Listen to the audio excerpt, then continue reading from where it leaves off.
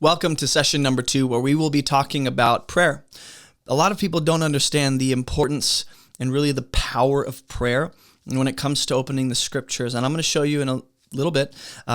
By the end of this, hopefully, you'll know the importance and the power of prayer. But we're going to look at 10 things that we should be praying when we read the Bible, or at least have on our minds. This is not some strict model and formula to follow, as if I don't do this, I'm failing. But this is just a general outline and a set of guidelines for, hey, here's what you should at least be expecting God to do, or asking Him, or, kind of preparing yourself to receive when you read the Bible.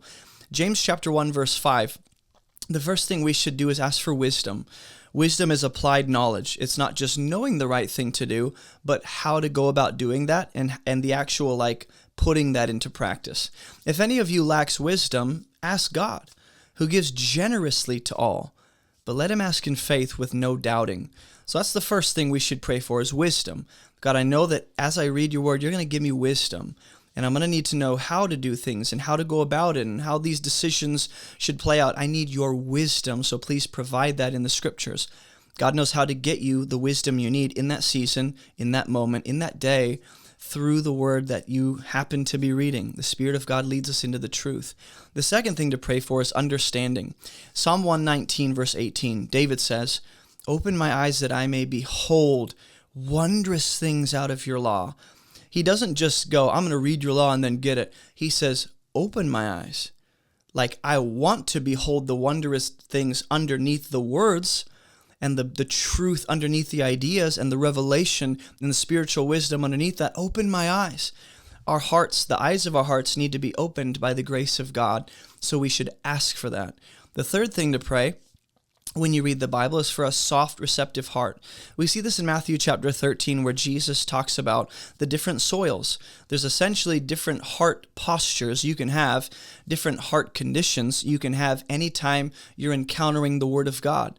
This is not just talking about the once-for-all message of salvation being given. That's the primary context, but the idea and the wisdom principle underneath this is anytime you interact with the Word of God, you can be any one of these heart conditions. You can be the rocky soil. You can be the hard soil. You can the unreceptive soil. You can be the thorny soil. Or you can be a receptive and open, humble individual that's teach me, God. My heart is receptive and open to whatever you want to tell me. So pray for that. We don't always have that when we approach the Word of God by default. The fourth thing to ask for is for a hunger and a delight in God's Word, which might be a foreign concept to some of you, but it's essential. You might not have that immediately, or really for the first month or first year. Whenever God begins to develop that palate of yours to desire for the things of God, that's an exciting thing, man. And that's what we're about. So Matthew chapter 4, Jesus says, "Man shall not live by bread alone, but by every word that comes from the mouth of God." So there's a hunger and a delight. We need this, yes, but also Matthew 5 says, "Blessed are those who hunger and thirst for righteousness. They shall be satisfied." That's talking about the righteousness through Christ that comes through faith, but at the same time, there is a hungering on the part of the person. And then the prayer of Jesus in Matthew chapter 6 will say, "Lord, give us our daily bread." And that's this request, not just for physical provision, but for the food my spirit needs, which is the Word of God. So pray, God, help me to hunger for your Word. Help me to delight in your Word. And maybe that initial feeling isn't always there. Sometimes we wait for the feeling to open the Bible. Don't do that. Sometimes it's as I read that excitement, that, anticipation and hunger begins to develop as I engage with God's Word. The fifth thing we should pray is for transformation. This is what Jesus says in his high priestly prayer. "Sanctify them in the truth. Your word is truth." Now this is talking about the once for all set apart unto the family of God from the world, but there is this ongoing process of transformation. And the Word of God is the primary tool God uses to shape you and mold you in your lifestyle into the image of Jesus. So we should anticipate that. God, transform me by this Word. I don't just want understanding. I don't just want the data. I don't just want to know what to do and how to do it. God, transform me and my way of life and my thinking. The sixth thing we should pray for is guidance. In John 16:13, it says, when the Spirit of truth comes, he will guide you into the truth. Whatever he hears, he'll speak. He'll declare to you the things that are to come. He won't speak on his own authority. The Spirit of God intends to, and part of his role in our life is to guide us into the truth. We need to be guided.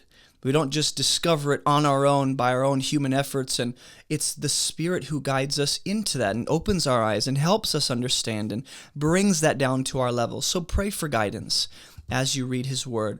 God, show me the things I need to pay attention to. Highlight the ideas and the specific connections that are relevant to my life right now or will be in a coming season. The seventh thing to pray for is the strength to obey. Like, I don't just want to know what to do, but when I know how and to go about that and what to do, give me the strength to do it. In fact, Psalm 119:35 says, lead me in the path of your commandments. It's not just I want to know it, but God, bring me on that path. Help me to do it. That's one of the prayers of God's people. The eighth thing to pray for is for conviction and exposure or correction. This is not always something people want, but it's a wonderful thing when the light of God's word shines into our lives to expose those dark places that need to be adjusted, need to be surrendered, need to be completely forfeited, whatever it is. Psalm 119, David says, search me, O God, and know my heart. Try me, know my thoughts. There is this desire on the part of David to be, not just to be, but to understand where in my life do I need to change. And some people aren't readily excited about that. They're like, I'd rather just God kind of comfort me and where I'm at.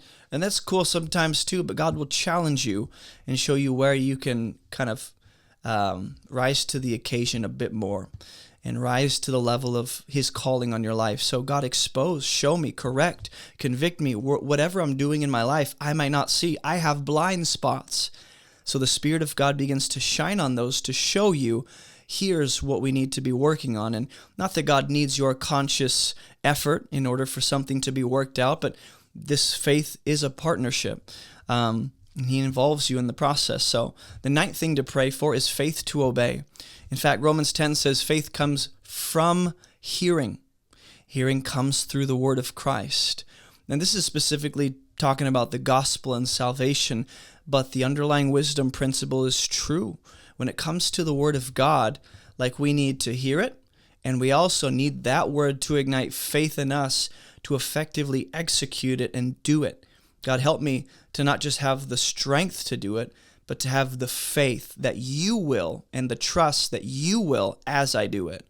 The last thing to pray for, and this is not an exhaustive list, but it's at least enough to get you started, is for the fruits of the Spirit to be produced in your life. That's what God's after. Your character. The work of Jesus makes way for the character of Jesus to be produced in us. Love, joy, peace, kindness, all the fruits of the Spirit in Galatians. Romans 15 says, may the God of hope fill you with all joy and peace in believing. Believing what? Believing the word of God, so that by the power of the Spirit you may abound in hope. God wants to increase your fruit and your capacity and more of his character and ways in your life. And part of the way, not the only way, but the primary way, is by his word. As we digest that, internalize it, process that, meditate on that, let that word sink deep down into our soul and mind, all of that is what's going to lead to the beautiful fruits of God's Spirit in our lives. So if you'd like the notes for this session, you can find that in this session. Go ahead and download them, print them out, do whatever you want with it. In the last and final session, the next one, we're going to talk about what I think is equally important. It's how to approach the Word of God. What expectations should I have? What is the mindset I should bring to the Scriptures? What should my heart posture be? So make sure you watch that, and I'll see you guys in the next session.